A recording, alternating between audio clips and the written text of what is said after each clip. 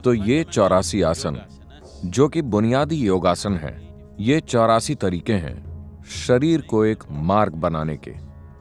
असल में हर किसी को सारे 84 आसन करने की जरूरत नहीं है, केवल एक ही आसन काफी है। आमतौर पर हठ योग को अपनी मुक्ति का मार्ग बनाने वाले समर्पित हठ योगी सिर्फ एक आसन का अभ्यास करते हैं, बस एक आसन।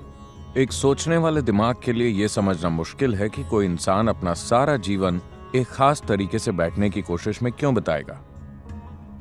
लेकिन अगर आप ठीक से बैठना सीख लेते हैं, अपने शरीर को बस ठीक तरह से रखना सीख लेते हैं, तो इस ब्रह्मांड में हर वो चीज जिसे जानने की जरूरत है, आप उसे जान सकते हैं। इसे आसन सिद्धि कहते हैं।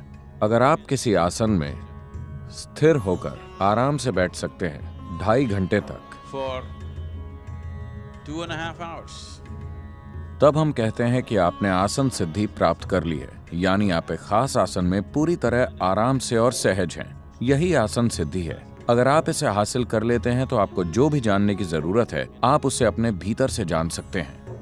ऐसा कैसे हो सकता है? केवल बैठने से आप कैसे हर चीज जान सकते हैं जो जानी जा सकती है? अगर आपके पास घर में टीवी है, टीवी बस एक डब्बा है जिसमें थोड़ी इलेक्ट्रॉनिक्स होती है, लेकिन यह अपने आप में एक पूरी दुनिया बन जाता है। पूरी दुनिया इस जगह पर या इस डब्बे में आ सकती है जिसे हम टेलीविजन कहते हैं,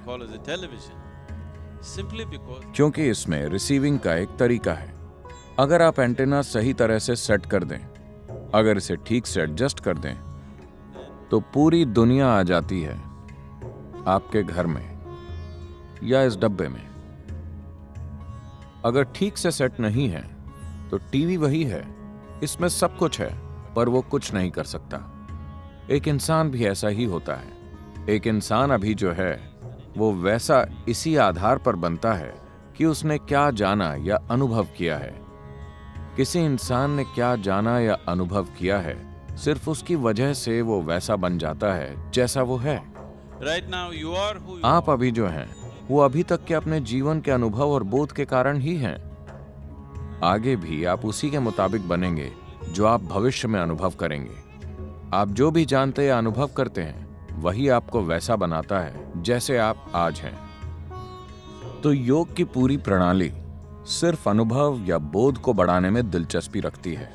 तो अगर आप सही तरीके से आसन में बैठते हैं, अगर आपका अलाइनमेंट सही है और अगर ये किसी तरीके से ब्रह्मांडी ज्यामिति से मिलता है, 84 अलाइनमेंट्स हैं। अगर कोई व्यक्ति इन 84 आसनों का अभ्यास करता है या सिर्फ एक आसन में महारत हासिल कर लेता है और उसके माध्यम से बाकी 83 तक पहुंचता है, then तब वो अब तक सृष्टि में हुई हर चीज को जान सकता है, क्योंकि उस सब की याददाश्त आपके शरीर के भीतर मौजूद है। हम कह सकते हैं कि एक कोड के रूप में इसे जगाया और सक्रिय किया जा सकता है। अगर ये आपसे बाहर के दूसरे आयाम को स्पर्श करती है तो आसन शक्तिशाली साधन है। योग आसन जुड़ने के शक्तिशाली साधन है। मैं नहीं चाहता कि आप योग के अर्थ को भूलें। योग का मतलब है जुड़ना। जुड़ने का मतलब है कि दो एक हो गए हैं। दो का मतलब इस अस्तित्व में सिर्फ दो ही चीजें हैं, आप और बाकी का अस्तित्व। बाकी की चीजों को आप पहचान सकते हैं ये, वो या वो के रूप में, लेकिन असल में सिर्फ दो ही हैं, आप और बाकी का अस्तित्व। क्योंकि आपके भीतर अनुभव के सिर्फ दो ही आयाम हैं। आप नहीं जानते कि इस ब्रह्मांड में ऊपर और नीचे क्या है। आप नहीं जानते कि आगे और पीछे क्या है। आप कुछ नहीं जानते। ये सब हमने अपनी सुविधा के लिए बना लिया है। अनुभव के आधार पर वास्तविकता सिर्फ इतनी है कि किसी चीज को बाहर कहते हैं और किसी चीज को भीतर कहते हैं। तो अनुभव के ये दो आयाम हैं, भीतरी और बाहरी। तो योग का मतलब है इन दोनों को मिलाकर एक कर देना, बाहरी और भीतरी, आप और बाकी सब, आप और कोई और। जब आप और कोई और नहीं होता, तब सिर्फ आप और आप होते हैं, तब वो योग है। तो आसन इस तक पहुंचने का शारीरिक जरिया है। ये एक शारीरिक साधन है इस परम एकरूपता तक पहुंचने के लिए, क्योंकि शरीर के साथ काम करना सबसे आसान होता है। अगर आप अपने मन के साथ कुछ करने की कोशिश करते हैं तो ये कई तरीके से चालें खेलेगा।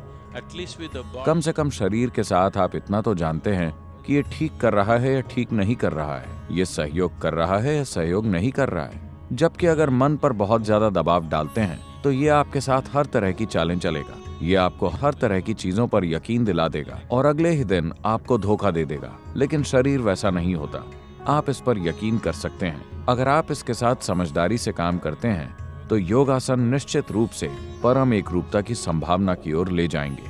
In the meantime, इस दौरान इन आसनों के अभ्यास से, इससे पहले कि परम ज्यामिति के साथ ही अलाइनमेंट पैदा हो, एक भीतरी अलाइनमेंट पैदा होता है जिससे स्वाभाविक रूप से अच्छी सेहत, प्रसन्नता और आनंद और सबसे बढ़कर संतुलन प्राप्त होगा।